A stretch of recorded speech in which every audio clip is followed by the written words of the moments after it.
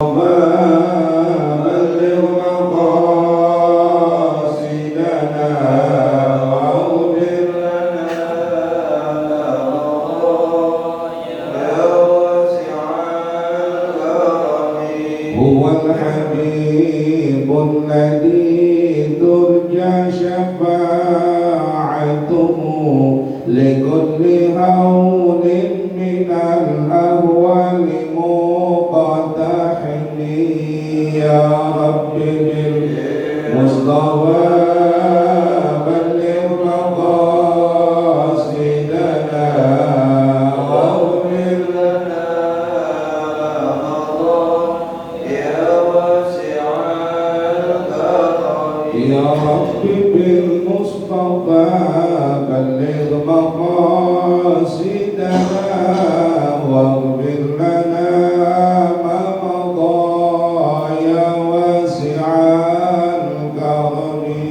يا رب بالمصطفى بلغ مقاصدنا واغفر لنا ما مضى يا واسع الكرم. اللهم صل وسلم وبارك عليه. بالبدء إلى رد النبي محمد المصطفى رسول الله صلى الله عليه وسلم ثم إلى روح الأنبياء والمرسلين والصحابة والتابعين ثم إلى روح والدينا وأمهاتنا جميع المسلمين والمسلمات والمؤمنين والمؤمنات خصوصا إلى روح المرحوم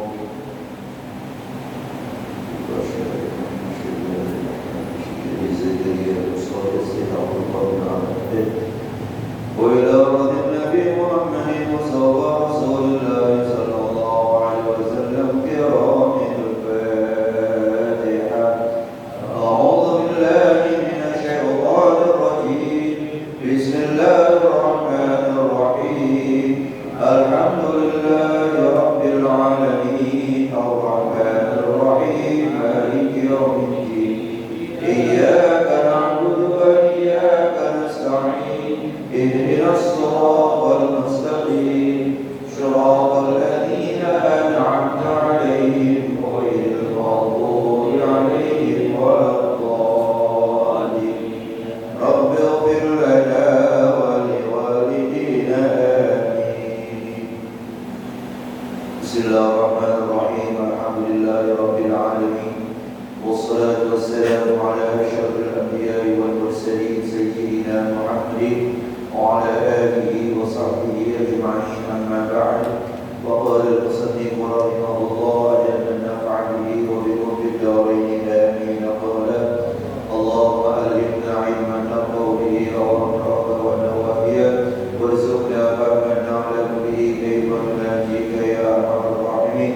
اللهم ارزقنا فهم النبيين وحفظ المرسلين وإلهام الملائكة المقربين برحمتك يا أرحم الراحمين. اللهم اكرمنا بنور الفهم واخرجنا من ظلمات الوهم وافتح لنا أبواب رحمتك وانشر علينا حكمتك يا أرحم الراحمين. آمين يا رب العالمين. Kita masih mengkaji masalah wajib-wajib haji.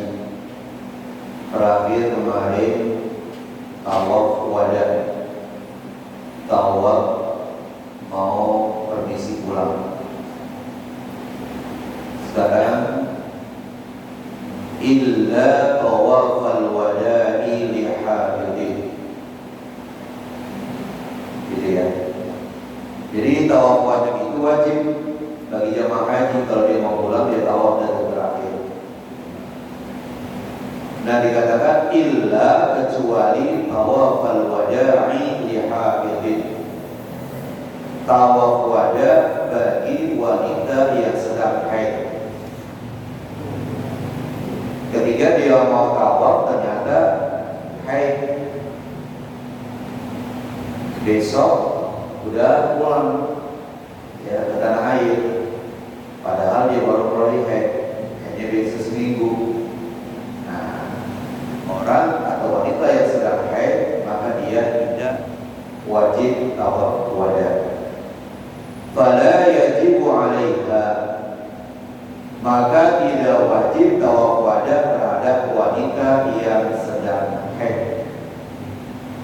Rawah Syaikhani sebagaimana hadis yang diriwayatkan oleh Imam Bukhari dan Imam Muslim. Hadis Ibnu Abbas annahu qala, hadis yang sanadnya dari Ibnu Abbas bahwasanya Rasulullah bersabda, umiran nasu ayyakuna akhiru ahdihim bil baiti illa annahu khuffifa 'anil mar'atil hamil.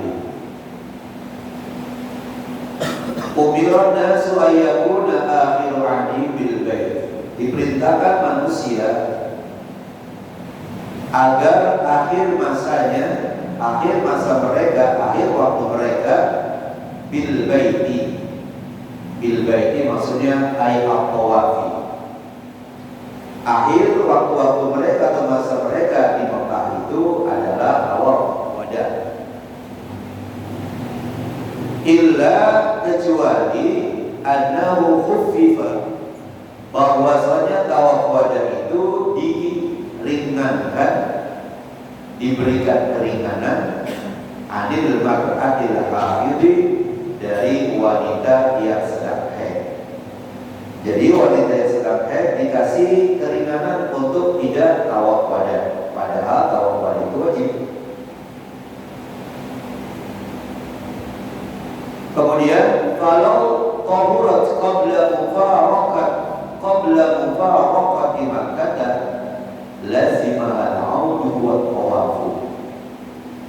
Kalau seandainya wanita yang lagi haid itu suci dari haid sebelum berpisah dari kota Mekah, kata-kata umpamanya ketua rombongan bilang besok pagi kita tawaf wada karena besok sore kita sudah meninggalkan kota Mekah menuju Jeddah, lanjut ke Indonesia. Nah, sebelum dia tinggalkan Mekah, ternyata dia suci. Mungkin dia hanya sudah beberapa hari yang lalu. Berangkatnya jam 4 meninggalkan kota Mekah, zuhur dia suci. Nah, dikatakan di situ, kalau tahurat qabla mufaraqati Makkah, kalau wanita yang haid itu ternyata suci sebelum berpisah dari kota Mekah, lazimah al-'audu wa tawafu, wajib wanita itu kembali ke Mekah dan tawaf wada. Katakanlah umpamanya baru berangkat meninggalkan kota Mekah, masih di sekitar kota Mekah tapi sudah jauh, mungkin udah 10 kilo dari Masjidil Haram, tapi masih kota Mekah. Ternyata dia suci. Nah, dia suci, tentunya dia mandi haji besar, kemudian dia balik lagi ke Mekah. Ngapain? Tawaf wada. Lazimah al-'audu wa tawafu, wajib si perempuan tadi itu kembali ke Mekah dan tawaf wada. Kalau selama haid dia ikut aktivitas nggak? Aktivitas apa maksudnya? Misalnya kayak dia mau sa'i apa dia mikot nggak? Kalau dia lagi mikot, tentu tawaf itu harus suci. Kalau sa'i memang dia tidak disyaratkan suci, ya. Tapi kalau dia ngambil mikot kemudian dia tawaf, kan boleh kalau lagi dan boleh berada di Masjidil Haram. Sementara tawaf itu di Masjidil Haram. Berarti dia ngambil mikot dulu dan dia sholatnya juga sholat di kamarnya aja, udah di hotelnya aja. Dia lagi ya udah nggak mana-mana, dia di rumah aja sholat belum kan. Nah, gitu. Jadi dia tidak ada aktivitasnya di sekitar Masjidil Haram. Dia paling aktivitasnya di pasar aja, udah muter aja, belanja. Gue sholat nggak suci.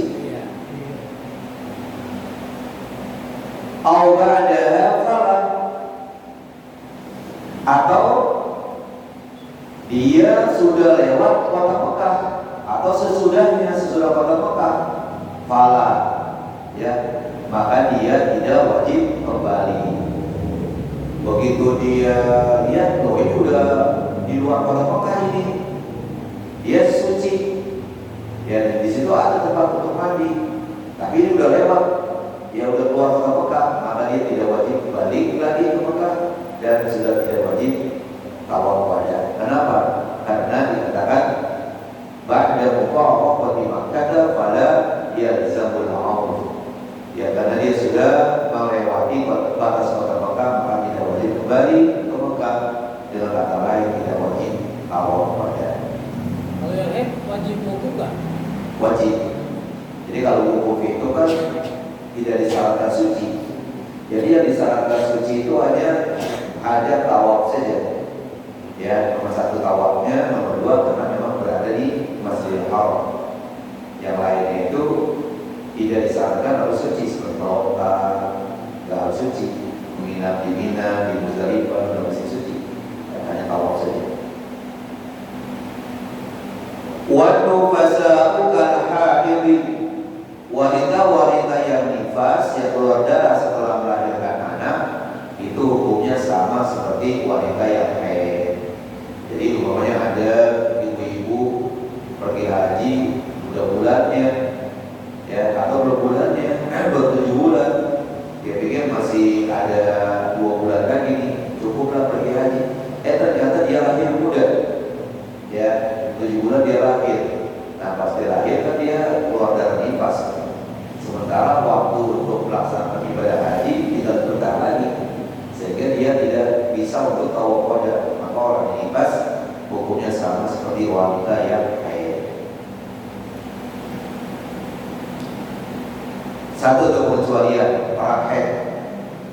Yang kedua pengecualian untuk tawaf wada, au makkiyin lam yufariq Makkah ba'da haji, atau orang Mekah yang tidak meninggalkan Mekah setelah melaksanakan ibadah haji. Orang sono, orang yang punya Mekah, ya orang kampung, habis itu dia untuk mana-mana, maka dia tidak wajib tawaf wada. Karena tawaf wada, tawaf perpisahan. Dia mau pisah mana? Mau lewat situ. Ya, setiap waktu juga dia lihat Ka'bah lagi, gitu. Fala yajibu alaihi tawaful wada'i, maka tidak wajib pada orang Mekah itu tawaf wada. Jadi tidak wajib tawaf wada. Wa kadza ufuqi hajja wa arada al-iqamata bi Makkah. Begitu juga orang asing, orang luar Mekah, dia melaksanakan ibadah haji dan berkeinginan tinggal di Mekah. Dia memang orang Indonesia, habis pergi haji, habis melaksanakan ibadah haji, dia mau tinggal di sono. Kalau zaman dulu kan mudah, gampang, ya, gitu. Zaman sekarang juga ada yang agak nakal begitu, ya. Dia pergi haji, dari sini udah niat, pokoknya ntar orang-orang pada pulang dia kagak. Dia mau ngapain? Mau tinggal aja di Mekah. Ya, dia mau cari ilmu di sana, atau dia mau dagang di sana, atau ngapain di sana. Ada begitu. Ya, buatnya jadi supir, gitu. Nah, jadi orang luar Mekah habis melaksanakan ibadah haji, dia tinggal di Mekah, maka dia tidak wajib tawaf wada. Itu pengecualian ada 3 ada 4, orang haid, orang nifas, kemudian orang Mekah sendiri, atau orang asing bukan orang Mekah tapi dia ingin tinggal di Mekah. Kemudian wajib haji yang kelima warrabyu, melontar, ya, menyambit. Apa yang disambit? Yang disambit adalah Jamratul Aqabah, Jamratul Ula, Jamratul Wusta, dan Jamratul Aqabah. Bila ayrabyu yaumin nahari wa ayyamit tasriqi kama sayati. yaitu melontar pada hari nahar. Hari nahar itu tanggal 10 bulan haji. Jadi tanggal 10 yang dia lontar hanya Jamratul Aqabah saja, 7 kali lontaran, 7 kali lemparan. Ingat itu, tanggal 10 hanya Jamratul Aqabah saja. Jangan terlalu rajin, tanggal 10 Jamratul Ula, Wusta, Aqabah, ya, nggak ada. Jadi sepi itu di Jamratul Ula dan Wusta pada tanggal 10. Kenapa? Karena orang nggak pada sono. Ngapain? Dan yang dilontar hanya Jamratul Aqabah saja. Nah, tanggal 11, 12, 13 baru tuh tiga-tiganya, Jamratul Ula, Jamratul Wusta, dan Jamratul Aqabah. Melontar pada hari nahar, pada hari korban tanggal 10 bulan haji, wa ayyamin tasrik, dan melontar pada hari-hari tasyrik 11, 12, 13 atau sampai tanggal 12. Sama saya ini sebagaimana penjelasannya yang akan datang nanti. Jadi melontar itu wajib. Kalau ada saudara kita, istri kita yang tidak bisa melontar, diwakilkan, ya, diwakilkan sama orang yang sehat, sama suaminya, sama anaknya, bisa diwakilkan, ya, melontar. Diingatkan melontar buat istrinya, buat saudaranya, buat orang tuanya. Dengan apa melontar itu? Bima yusamma hajar, dengan sesuatu yang dinamakan batu. Pokoknya apa saja yang namanya batu boleh digunakan buat melontar. Jadi artinya kalau dia kehabisan batu yang dia cari di Muzdalifah, jadi banyak batu. Batu apa? Di batu apa aja udah jadi batu. Ya, gitu. Tadi katakan bima yusamma hajar, melontarnya dengan sesuatu yang bernama batu. Walau min aqiqin, walaupun batunya batu akik. Mahal itu begitu ya. Pikir-pikir, gua melontar apa ada? Gua melontar batu akik, ya. Kata tukang batu mahal ini, ya. Kagak dilontarin, belum lontar, sementara batu gak ada, ya apa? Kamu boleh buat itu dan lontar batu akik. Wabadul kristal, ya, kristal itu ya diamond, ya. Wah, itu mahal juga lagi, ya, mahal juga. Salah dewek. Kenapa waktu di Muzdalifah gak nyari batu banyak? Ya, cari banyak, yang banyak batu di Muzdalifah kan, so banyak banget, ya. Wa hadirin qabla istikhraj hajari minhu bil ilaji, atau melontar menggunakan besi sebelum dikeluarkan batunya. Jadi ada besi yang mengandung batu. Ya Pak, para ahli tahu bahwa besi ada kandungan batunya, gitu. Nah, boleh tuh besi yang mengandung batu digunakan buat melontar, ya. Qabla istikhraj hajari, sebelum dikeluarkan batunya, minhu dari besi tadi, bil ilaji, dengan cara diolah. Kalau umpamanya udah hasil olahan, maka besi-besi itu gak boleh digunakan buat melontar. Kenapa? Karena batunya udah dikeluarin. Tapi kalau masih asli, kata ahli, ini ada mengandung batu, maka besi itu bisa digunakan buat melontar. Kenapa? Karena di dalamnya ada batu. Nah, kalau sudah diolah, batu dikeluarkan, dipisahin dengan besinya, maka besi itu gak boleh digunakan buat melontar. Beton kan ada besinya tuh, yang beton ada besinya. Besinya masih ketinggalan di batu itu, boleh nggak? Ya, apalagi beton. Kalau beton berarti kan memang udah batu, ya kan? Kemudian ada besi di situ. Nah, ini yang di sini yang malah lebih ini lagi, besi, tapi dalamnya ada kandungan batu. Kalau beton memang dia batu, mengandung besi, apalagi dah boleh gitu. Nah, ini beton, bukan beton yang bisa tembus, bukan? Ya. Iya, itu makanan orang zaman dulu, ya, nabus beton. Nah, zaman sekarang kan ada tangga doyan beton tembus. Saya rasa banyak beton dia gak makan, apa ini beton? Ya. Namanya dia gak kenal apaan. Paling biji nangka disebutnya. Kalau beton gak kenal. Bikhilafi ma la yusammahu, Beda kalau sesuatu itu tidak dinamakan batu. Jadi kalau sesuatu yang memang bukan namanya batu, maka tidak boleh digunakan buat melontar. Seperti apa? Paku beling, seperti celak mata. Itu celak mata ada kan yang masih blokokan. Kalau orang ngaji itu ada yang blokokan, belum di apa? Belum digelus, belum dihalusin. Nah itu berat, boleh nggak buat melontar? Nggak boleh, kenapa? Karena ini bukan batu, dia celak mata. Hanya dia masih berbentuk kayak batu. Namanya bukan batu. Celak mata tau gak? Ya, sifat mata jalan padanya. Yang ada udah bubuk begitu, udah halus. Tapi yang masih blokokan begitu, ya itu jarang memang. Karena memang ya repot kan terus lagi. Tapi dia awet begitu. Wazir nihib belerang, itu di tukangan banyak belerang, ya keras-keras, nggak boleh melontar pakai belerang. Wadananira dinar uang, ya uang dinar, nggak boleh melontar pakai dinar. Mentang-mentang dia kaya kali kalau melontar pakai dinar, nggak boleh. Wadarahima dirham, dinar dari emas, kalau dirham dari perak, nggak boleh pakai dirham.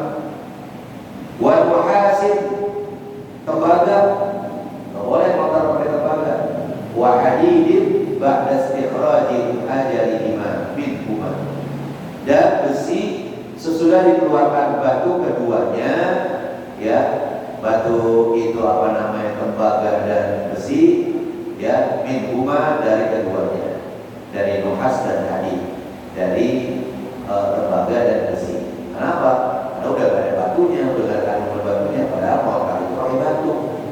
Nah, ini memang awalnya ada batunya tuh besi dan itu tembaga, tapi udah diolah, udah dikeluarin batunya, maka dia tinggal nama batu besi sama tembaga. Wazail jawahiril munqara'ati, dan seluruh permata yang dicetak. Seluruh permata yang dicetak itu nggak boleh digunakan buat melontar. Wadzalika li'annahu sallallahu alaihi wasallam rama bil ahjari wa qala. Hal itu yang disebutkan tadi di atas, karena sesungguhnya Nabi Muhammad sallallahu alaihi wasallam melontar dengan batu-batu seraya bersabda, bibisli hadza farmu, seperti inilah maka kamu melontar, ya seperti yang disebutkan tadi melontar seperti itu. Rawahu An-Nasa'i wa ghairuhu. Hadis ini diriwayatkan oleh An-Nasa'i dan yang lainnya. Wa sunnah, insyaallah nanti kita lebih ke sunnah supaya enak rutinnya ya, mulai enak. Jadi yang wajib haji udah tuh ada 5. Nah sunat-sunatnya nanti banyak. Ini juga supaya kita tahu, sehingga apabila kita melaksanakan ibadah haji, kita kerjakan yang sunat-sunat, karena pahalanya sangat besar sekali dari Allah Subhanahu wa Ta'ala.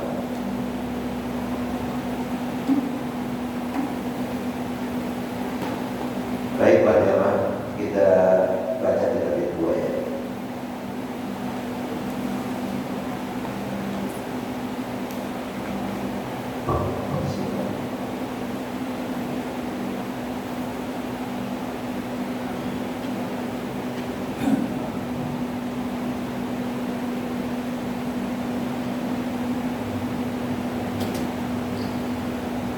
Kita lanjutkan bacaan kita.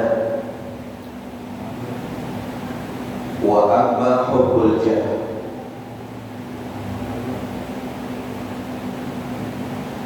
wa amma hubbul jah wal mali wa kasratil hirsi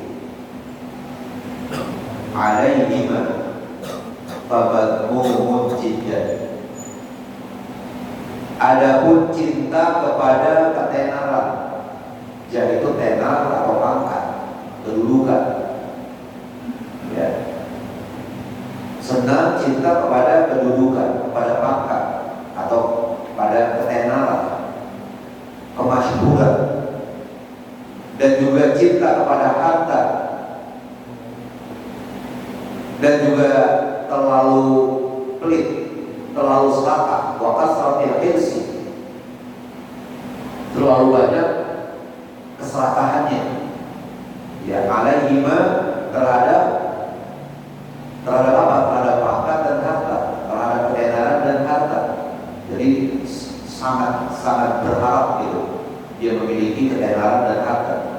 Fadhmumun jiddan, sangat tercela hal itu. Kalau kita punya kemasyhuran ya udah, alhamdulillah. Ya kita tidak menginginkan terlalu banget begitu. Kalau kita punya harta kita syukuri. Ya, kita tidak terlalu berkeinginan begitu. Qala Allah Ta'ala, Allah Subhanahu wa taala berfirman, tilka darul akhiratu naj'aluha lilladzina la yuriduna 'uluwan fil ardi wala fasada wal 'aqibatu lil muttaqin. Tilka darul akhiratu, itu negeri akhirat. Naj'aluha, kami peruntukkannya, kami jadikannya negeri akhirat itu buat siapa? Lilladzina la yuriduna 'uluwan fil ardi, untuk mereka yang tidak menginginkan ketinggian, ketenaran fil ardi, di muka bumi. Wala fasada, dan juga tidak diperuntukkan negeri akhirat itu buat orang yang suka berbuat kerusakan. Wal 'aqibatu lil muttaqin, akibat yang baik buat orang-orang yang bertakwa. Jadi kalau orang-orang soleh, biar dia ibaratnya bisa berjalan di atas air, bisa terbang di udara, mereka itu ya tentunya tidak menjadikan dia lupa daratan. Kalau tidak begitu, masya Allah kayak apa? Ya, begitu. Kita di sanjung-sanjung sudah, ya kan? Nah, jadi katanya Allah tidak peruntukkan negeri akhirat buat orang yang menginginkan ketinggian. Wa qala ta'ala, juga Allah Subhanahu wa taala berfirman, ya ayyuhalladzina amanu la tulhikum amwalukum wala auladukum an dzikrillah wa man yaf'al dzalika fa ulaika humul khasirun.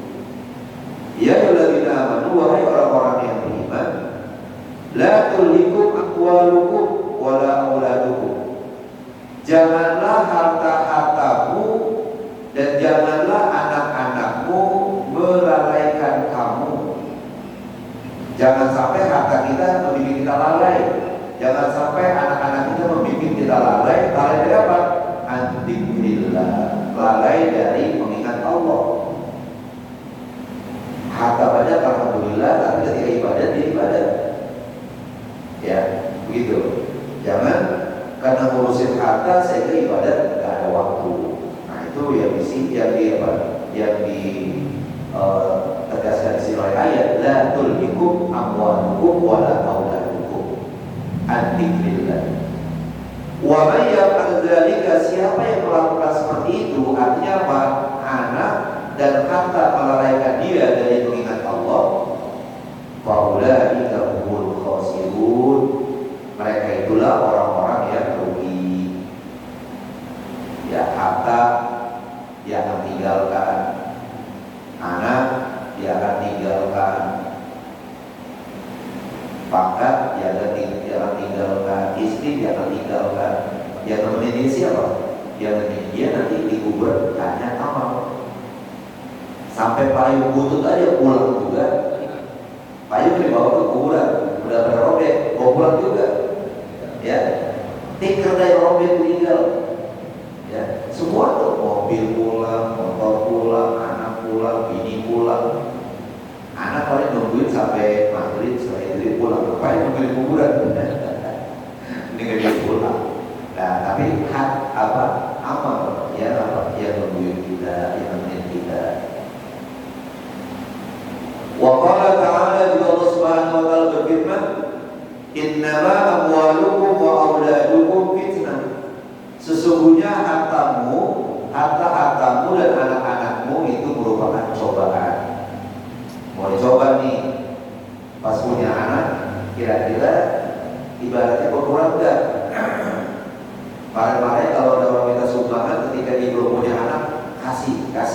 Dan saat pas punya anak, dia kasih. Dan dia tuh mikir, kalau gua kasih lu kan anak gua gimana sekolah, ya bayaran. Nah, itu berarti itu anak coba buat kita, ya. Makanya dikatakan oleh Rasulullah gitu bahwa anak itu ya majbanatun, mahzanatun, membuat orang tua menjadi menakut, menjadi suka duka cita, ya, menjadi mamukholatun, menjadi pelit. Maka anak sebelum ada anak bukan pelit, sebelum ada anak gak pernah sedih. Pas punya anak nangis mulu, ya karena tuh anak belum pulang-pulang, tahu sampai bawa pulang-pulang, ya kan? Nah, gitu. Jadi duka cita mulu, mikirin tuh anak di mana-mana. Jadi tak selalu gitu, ya bahwa anak itu mamukholatun, majbanatun, mahzanatun. Jadi kata Allah itu anak harta merupakan cobaan. Wa qala alaihi salatu wassalam, dan bersabda Nabi Muhammad sallallahu alaihi wasallam, ma bani jai'ani ursila fi zaribati ghanamin bi afsada laha min hubbil mali wa syarafi fi dinir rajulil muslim. Tidaklah dua serigala yang lapar, ada dua serigala lapar dia. Ursila fi zaribatil ghanam, dilepaskan dua serigala itu di kandang kambing. Serigala sama kambing kan musuhnya itu, ya. Nah sekarang ada dua serigala lapar, dilepas di kandang kambing, pasti kan puas banget serigala, ada dia lagi lapar. Tapi dikatakan di situ tidaklah dua serigala yang lapar, yang keduanya dilepas di kandang kambing, bi afsadalaha min hubbil mali wasyarab, lebih mendatangkan kerusakan daripada orang yang cinta sama harta dan kedudukan. Memang itu serigala yang lapar, dia merusak apa? Merusak kambing dia bangsa. Tapi tidak serusak orang yang cinta sama harta dan cinta sama kedudukan. Orang kalau sudah cinta sama harta dan kedudukan, makanya udah bilang, pokoknya segala-galanya halal buat dia udah gak ada lagi haram. Ya, main ambil barang orang, main rampas barang orang, bini orang direbut, itu udah. Ya, karena dia merasa punya duit, gue bayar. Nah, gitu kan ya. Ada jual Betawi dan lu jual, gue beli. Nah, jualan kaya. Marah itu. Jadi dia lebih rusak.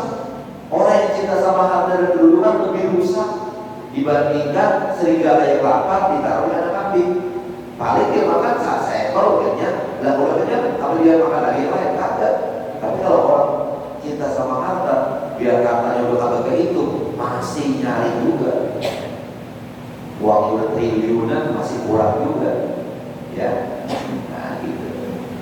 Kata Rasulullah, fi dinir rajulil muslim, di dalam agama seorang laki-laki atau perempuan yang muslim. Jadi dia lebih rusak tuh, ya. Dalam agamanya, ya dalam agama kenapa? Ya karena udah gak tahu batas-batas, sudah tidak tahu hukum lagi, udah karena terlalu cinta. Bukannya gak boleh senang sama harta, tapi terlalunya. Nah yang terlalu itu yang bikin orang jadi menghalalkan segala cara.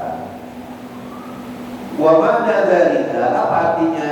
Anna hubbal mali wal jahi yufsidani dina sahibihima aksara mimma yufsid.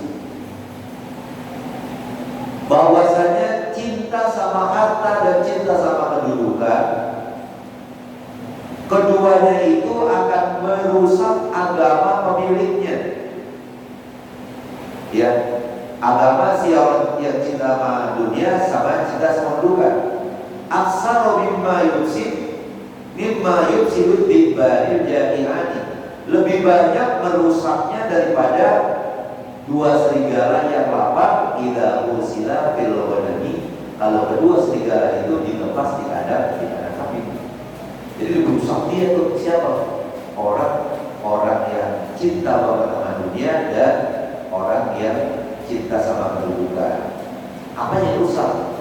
Ajaran agamanya. Jadi hukum-hukum agama udah nggak ada bagi dia, dilanggar semua dia.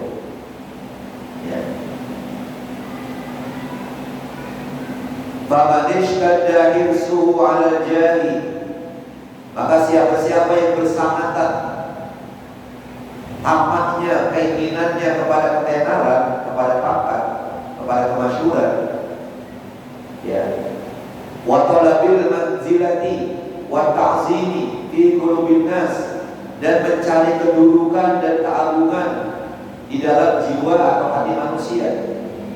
Jadi kalau ada orang yang berkeinginan supaya orang lain pada menghormati dia, pada nyanjung dia, ya, nah itu dikatakan faqad ta'arrada bidzalika li afatin katsiratin, maka sudah terbuka lebar baginya, bagi orang tadi apa? Li afatin katsiratin, bahaya-bahaya yang banyak. Jadi di depan sudah terbuka bahaya banyak. Kalau orang berkeinginan supaya orang lain menyanjung dia, supaya orang pada beban sama dia, pada senang sama dia. Nah, gitu. Mana apa yang kasih di sini? Bahaya yang banyak ini kal kibri, seperti sifat sombong, wariyai, beramal bukan semata-mata karena Allah, tetapi ingin mendapatkan pujian, wat tazayyuni, ya, mempertontonkan kecantikan, wat tasannu'i, kepura-puraan, ya, pura-pura, apa aja amalnya pura-pura, wa tarkit tawadhu'i, dan meninggalkan sifat tawadhu, rendah hati. Udah gak ada rendah hatinya. Lil haqqi, bagi kebenaran, ya, wa ahlihi, dan juga kepada ahli kebenaran. Itu sudah ditinggalkan tuh yang namanya rendah hati. Kepada siapa? Kepada kebenaran, kepada ahli kebenaran. Di samping itu juga wa karahiyatil khumuli la ghairi dzalika minal baliyah, dan takut khawatir tidak dikenal dan yang lain-lain dari bahaya-bahaya. Jadi ada tuh orang-orang yang semacam itu takut nanti tidak dikenal orang, takut nanti tidak dihargai orang lain. Jadi kebalikan dari orang-orang yang ahli, orang-orang yang soleh.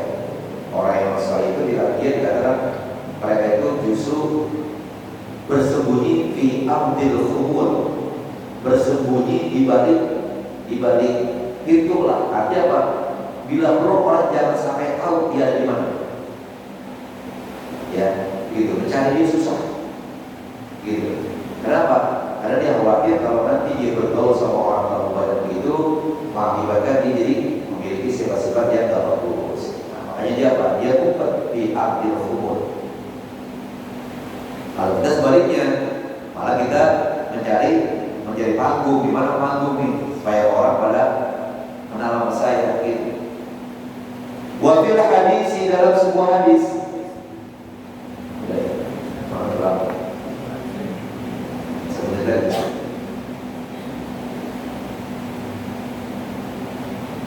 inna Allah yuhibbu min ibadihi al-atqiya'a al-afiya'a al-abriya. Sesungguhnya Allah Subhanahu wa taala cinta, senang kepada hamba-hambanya yang takwa.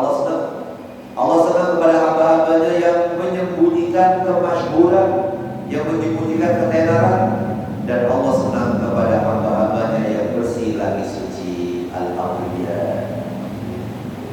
Nah, ini kita diajarin ilmu tasawuf lagi tadi, ya. Orang sufi kayak begitu, memang kita sedang belajar akhlak kepada, ya. Kalau belum bisa, ya belum waktunya. Insyaallah nanti pada waktunya kita bisa sampai sana. Amin ya rabbal alamin. Ya Allah, mari kita baca Fatihah dengan harapan mudah-mudahan Allah Subhanahu wa taala berikan pahala kepada orang-orang yang merupakan hambanya sholat kita ini, dan mudah-mudahan orang tua kita, saudara kita, teman kita yang sudah meninggal dunia ditempatkan tempat sebaik-baik oleh Allah, yang lagi pada sakit kesehatan badannya, dan anak cucu kita sedang belajar dijaga oleh Allah dan diberi bermanfaat. Ala hadiniya al-Fatihah.